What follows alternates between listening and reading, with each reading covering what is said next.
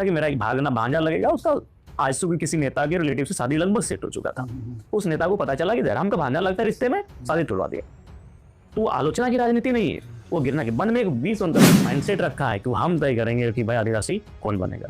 अब वो संसद तय नहीं करेगी, अब राष्ट्रपति तय नहीं करेंगे, अब लोकूर कमेटी तय नहीं करेगी, अब भारत का संविधान नहीं तय करेगा। वर्तमान झारखंड में जो आदिवासी समुदाय जो खासकर मतलब कह सकते हैं बेहतर कंडीशन में है, जो बाकी लोगों से बहुत चालाक है, सक्षम है, वो तय करेंगे कि आदिवासी कौन बनेगा। अगर ऐसा ही था तो बिल्कुल जब झारखंड राज्य बना 2000 को, उस समय 30 लोगों की सूची थी, 30 थी, आज 42 है। तो 12 नए कैसे आए? अगर बनाए नहीं जाते हैं तो ये 12 कैसे आए? इनको आपने क्यों बनने दिया? सैलरी हम अपनी सैलरी कुछ करें, उसमें आप नहीं कुछ कर सकते। नहीं, उसमें आपको बिल्कुल अधिकार नहीं है, ना पत्रकारों को है सच, ना आपको पत्रकारों को अधिकार है। हमारे डुमरी के विधायक टाइगर जयराम महतो का एक पॉडकास्ट आया है, इंटरव्यू भी कह सकते हैं, एक बड़े अच्छे न्यूज चैनल प्रभात खबर पर। उसमें हमारे पत्रकार बंधु ने एक सवाल किया कि आपने जो कहा था कि 75% जो है वो आप अपने वेतन का सहयोग के रूप में देंगे। आपने ये कहा था कि 1000 रुपए महीना जो है वो विधवा महिलाओं को देंगे, इस पर आप क्या कहते हैं? और इसी पर जो है डुमरी के विधायक टाइगर जयराम महतो भड़क जाते हैं और कहते थे कि मेरी सैलरी है, इस पर कोई सवाल नहीं कर सकता, आप भी नहीं सवाल कर सकते, क्योंकि वो कोई योजना का पैसा नहीं है, मेरा व्यक्तिगत पैसा है, मेरा वेतन है, मेरी सैलरी है, तो वो मुझे जहां खर्चना होगा मैं वहां खर्चूंगा। और इसके अलावा बहुत बड़ी बड़ी बात हमारे डुमरी के विधायक टाइगर जयराम महतो इस शो में बोले हैं, बड़ी बड़ी बातों का पर्दाफाश भी किया है। चलिए बिना देरी के ले चलते हैं आपको डुमरी के विधायक टाइगर जयराम महतो के पास। पूरी वीडियो क्लिप देखिएगा, अच्छे से देखिएगा। क्यों चाहते हैं कि 1932 की नीति ही लागू? देखिए, आप जानते हैं कि कुछ चीज़ें एक पीढ़ी दूसरी पीढ़ी को ट्रांसफर करती है। जहाँ तक 1932 का मुद्दा या मामला हो, मुझे याद है जब हम लोग बहुत छोटे थे तो हमारे घर के दीवारों पर पेंटिंग्स होते थे, 1932 का खतियान लागू करो, 1932 की पहचान, 1932 का खतियान झारखंड की पहचान। तो ये मुद्दा जयराम महतो का व्यक्तिगत नहीं है। ये मुद्दा जब झारखंड राज्य सन 2015 नवंबर को अलग हुआ, उस दिन से ये मुद्दा कायम है। उस दिन से हमारे पूर्वज इस मुद्दे को लगातार मांग कर रहे हैं। इसलिए मांग कर रहे हैं कि मानना है कि वो दौर था जब पूरे भारत देश में लगभग मैक्सिमम हिस्सों में एक सटीक जानकारी एकत्रित की गई थी, खतियान के आधार पर एक सटीक सर्वे किया गया था। उससे क्या होगा कि एक मिश्रण नहीं होगा, जो लोग अन्य राज्यों के हैं वो अपने परिभाषित हो जाएंगे, जो हमारे राज्यों के हैं वो हमारे साथ परिभाषित हो जाएंगे। तो ये मांग, ये मुद्दा 2022-23 में जयराम महतो की बोली नहीं है। ये जब से झारखंड राज्य बना है, हमारे तमाम, चाहे बाबूलाल मरांडी जी रहे हैं, दिसंगुरु शिबू सोरेन रहे हैं, या तमाम जो हमारे आंदोलनकारी नेता रहे हैं, ये मांग, ये आवाज़, ये उन सबों की है। तो एक सवाल इसी से जुड़ता हुआ है कि बंगाल चुनाव भी लड़ना जा रहे हैं, जंगल महल से फाइट करना चाह रहे हैं, तो अगर आप वहाँ जीतते हैं और अगर वहाँ पर आप जाते हैं चुनाव प्रचार के लिए, तो वहाँ पर क्या 32 की बात वहाँ पर भी करेंगे आप? क्योंकि बंगाल को माना जाता है। नहीं, फिलहाल वहाँ तो राज्य हमारे राज्य से अलग हो चुका है और वहाँ के लोगों की जो मांगे हैं, वहाँ के लोगों की जो समस्याएं हैं, उनको जानना है, उनको हम लोग जानने का प्रयास कर रहे हैं और उस राज्य के अकॉर्डिंग, उस वहाँ के लोगों के मांगों के अकॉर्डिंग हम लोग अपना कार्यक्रम और अपनी बातों को वहाँ रखेंगे। जरा जब सार्वजनिक जीवन में कोई आता है, नेता बनता है, तो विरोध भी होते हैं, पीएम सीएम का भी पुतला जलता है, विरोध भी होता है। अभी पिछले दिन एक आंदोलन हुआ कुर्मी को एसटी में शामिल करने की मांग, उसमें सबसे ज़्यादा विरोध आपका हुआ। कहीं जगह पर टाइगर का एक क्या कहते हैं टैली लगा करके वहाँ विरोध हुआ, आपके उस रिएक्शन आए? क्या लगा कि मतलब यहाँ दो भाइयों को लड़ाने की साजिश हो रही है या इसका राजनीतिकरण हो रहा है, या आप इसको कैसा समझते हैं? क्योंकि आप मुखरता के साथ ना ये रैली को दिल्ली रवाना किए थे। साजिश तो है प्रदीप जी, चूँकि उसमें केवल हम ही टारगेट हुए, उस पूरे मूवमेंट में, उस पूरे आंदोलन में हमें लगता है आज की डेट में कुर्मी समाज से 10 विधायक आते हैं, 2 सांसद आते हैं और कई बड़े पॉलिटिकल नेता हैं, बड़ी बड़ी पार्टियों में बड़े बड़े पदों पर हैं। और उन सबों से इतर होकर एक ऐसा नौजवान जिसका मात्र 1 साल का कार्यकाल है, 1 साल का राजनीतिक जीवन है, उसे टारगेट में लिया जाता है, उस पर सारा मैंने आक्रामकता और अपना गुस्सा लोग दिखाते हैं। तो ये कहीं ना कहीं एक प्री प्लानिंग है और बिल्कुल प्लानिंग है। प्लानिंग इसलिए भी है कि उस कार्यक्रम के माध्यम से जितना भी विरोध प्रदर्शन हुआ वो सारा जिला स्तरीय हुआ।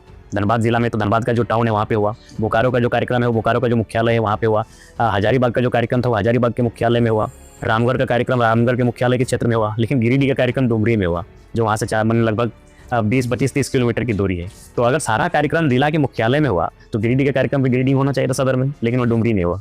तो ये तो स्पष्ट ये चीज़ें बता रही है। जब ये आंदोलन चल रहा था तब कई आदिवासी नेता जो आपसे जुड़े हुए थे, आपकी पार्टी से जुड़े हुए थे, इस्तीफा दे रहे थे, दे भी दिया, और उसके बाद भी आज भी आपकी पार्टी में बहुत से आदिवासी लोग जुड़े हुए हैं और घाटशिला में भी आपने प्रत्याशी दिया उस रामदास मुर्मू को, जिसको आपने 2024 के विधानसभा चुनाव में उतारा था। तो क्या लगता है कि मतलब एक तबका जो है वो आपके साथ है और एक तबका आपके विरोध में है?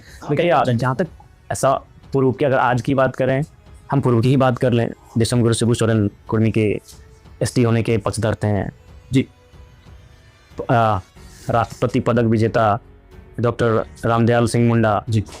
वो हमारे इस मांग के पक्षधर थे।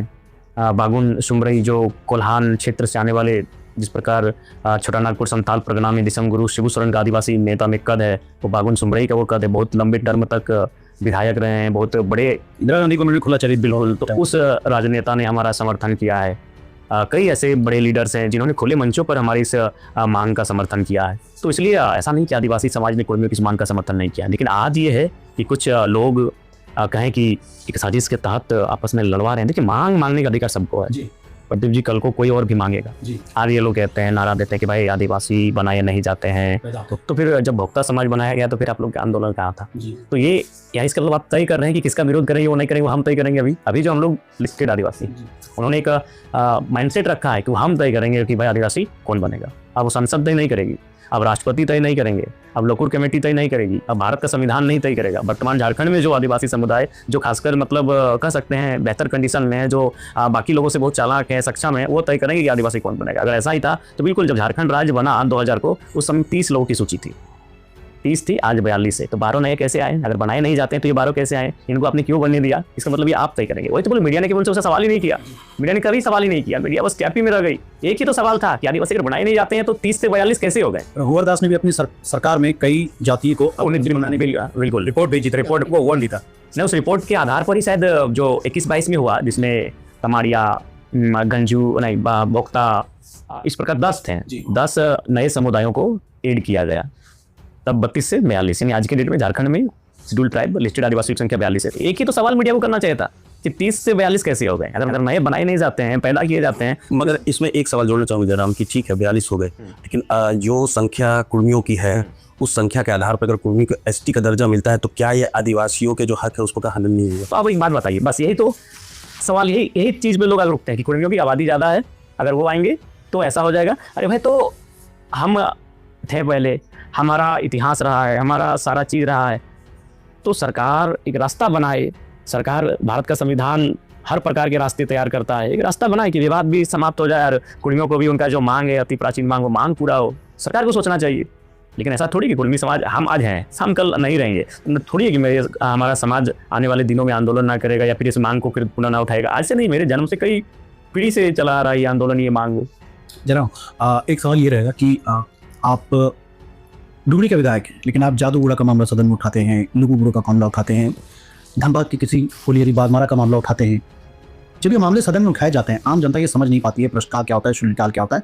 इन प्रश्नों का आम जनता तक क्या असर पड़ता है, थोड़ा इसको भी हम शॉर्ट में बताएं। ये तो जनता के ही सवाल होते हैं जी, और इस पर असर कितना होता है और इन पर आगे उसका प्रोसेस होता है, वो उस पर असर क्या पड़ता है, इम्प्लीमेंट असर तो होता है असर। लेकिन अभी फिलहाल वर्तमान में बड़ा ही माने दुर्भाग्य का विषय है कि वर्तमान में सवालों का उत्तर विभाग नहीं दे रहा है, जो कि सीधा सीधी संविधान का जो माने संविधान को चोट पहुंचाने के जैसा है। विधानसभा सत्र चलता इसलिए है कि जनता के मुद्दे यहाँ पर आएं और उन मुद्दों का समाधान, वो मुद्दे सवाल बनकर आते हैं, सवाल बनकर आता है। हाँ, वो मुद्दे सवाल के माध्यम से आते हैं। लेकिन इसमें विभाग काम नहीं कर पाता है, काम नहीं कर रहा है, क्योंकि उनकी इच्छा शक्ति कम हो गई है, उनको डर नहीं है। सबसे पहला बात देखिए, ये पूरा सिस्टम एक साइकिल है।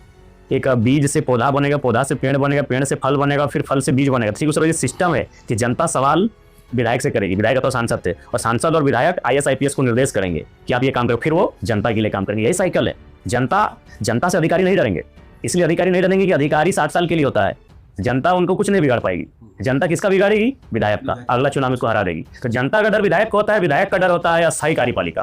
कार्यपालिका 2 प्रकार की होती है, एक में खुद प्रधानमंत्री राष्ट्रपति होते हैं, तो अस्थायी कार्यपालिका यानी जो नौकरशाह होता है, यानी विधायकों और सांसदों का डर होना चाहिए नौकरशाह को। जनता का डर विधायक सांसदों को, विधायक सांसद का डर नौकरशाह को। ये साइकिल है। डर मतलब ये नहीं कि मेरे बाहुबल मेरे दबंगई का, मेरे सवालों का डर, मेरे सवालों का डर, मेरे प्रश्नों का डर होना चाहिए। मैं जो काम बताऊं उस काम को पूरा करने की जवाबदेही होनी चाहिए।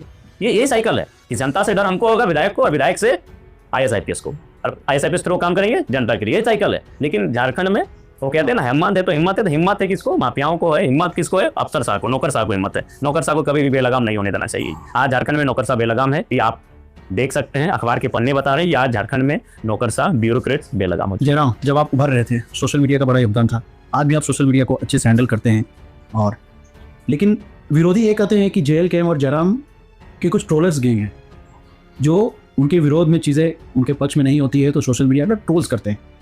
इसमें कितनी सच्चाई आप सर यही है, सिंपल से सच्चाई है आपका। देखिए, मुद्दों के लिए ट्रोल करना बुरा नहीं है, हम लोग क्रिटिसिज्म को स्वीकार करते हैं। जैसे मेरे इस क्षेत्र में एक जब भी कोई मुद्दों को लेकर हमें ट्रोल करते हैं, हम तुरंत उस पदाधिकारी को बोलते हैं भाई इस काम को कर दीजिए। जैसे स्कूल में देखें कि ये प्रॉब्लम हुआ तो विधायक को उसने टारगेट किया गया, बोले चलो कोई बात नहीं है, उसी बहाने मेरा एक काम तो दिखा।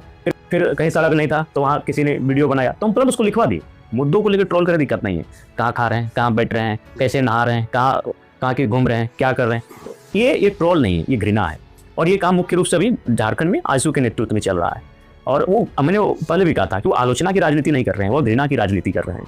मैंने आपको एक उदाहरण दिया था कि मेरा एक भांजा लगेगा, उसका आजसू के किसी नेता के रिलेटिव से शादी लगभग सेट हो चुका था। उस नेता को पता चला कि जयराम का भांजा लगता है रिश्ते में, शादी तोड़वा दिया। तो आलोचना की राजनीति नहीं है, वो घृणा की। मन में एक बीज उनका भर चुका है। अब क्यों भरा है, क्या कारण है, ये भाई वही जाने। और मैं बार बार कहता हूँ कि अभी वो देख सकते हैं, इसीलिए वो लगातार प्रयास करते हैं कि हमारे संगठन में तोड़ें, ऐसे करें। ये मुख्य रूप से उसका नेतृत्व कर रहे हैं। उसके बाद 2-4 दल हैं, वो लोग भी कॉपरेट कर रहे हैं, लेकिन मुख्य रूप से वही लोग इसमें अगुवाई। एक आखिरी सवाल जयराम आपसे पूछूं, मैया सम्मान योजना से आपको कोई दिक्कत है क्या? दिक्कत कुछ नहीं है, लेकिन मैं बार बार कहता हूँ कि अर्थव्यवस्था ठीक नहीं होगी। आने वाले हर समय के लिए आने वाली जो सरकारें होंगी उनके लिए चैलेंजिंग होगा, उनके लिए चैलेंजिंग होगा। कल फिर कोई वही मैंने डिमांड करके भाई पढ़ाया जा दे रहे थे, अगली सरकार आप हमसे 3.5 कर दीजिए, आपने 1000 रुपये देने की बात कही। नहीं, हमने 1000 देने की बात कभी नहीं कही। आपने कही कि अपने क्षेत्र में जो वो अपनी मेरी सैलरी, हम अपनी सैलरी कुछ करें उसमें आप नहीं कुछ कर सकते। नहीं, उसमें आपको बिल्कुल अधिकार नहीं है, ना पत्रकारों को है कहने सच, ना आपको पत्रकारों को अधिकार है, ना किसी को अधिकार नहीं उस पर सवाल करने को। मेरी निजी सैलरी है, हम अपनी सैलरी किसी जरूरतमंद को दे सकते हैं, सरकार दे रही है, वो मेरी निजी सैलरी, उसमें किसी को आपने ये सवाल करने का, वो हम अपने विवेक से देंगे। जैसे हर किसी का अपना एक विवेकाधिकार होता है, वो विधायक का विवेकाधिकार है। आपके हिसाब से मैया सम्मान योजना से क्या नुकसान हो रहा है? नुकसान तो हो रहा है, सारी देखिए सारी जो फंड है उसमें चला जा रहा है, और बाकी जो मन काम होने चाहिए उन कामों में बिल्कुल भी सरकार की ना दिलचस्पी है और ना ही वो काम कर पा रहे हैं। देखिए छात्रवृत्ति का क्या हाल है, स्टूडेंट की क्या स्थिति है, बाकी जो सहिया है, सहायिका है, पोषण सखी है, बैंक सखी हैं, तमाम जो पंचायत के सहायक हैं, तमाम जो और भी पीजीटी के हैं, माने जितने भी लोग हैं सब प्रताड़ित हैं।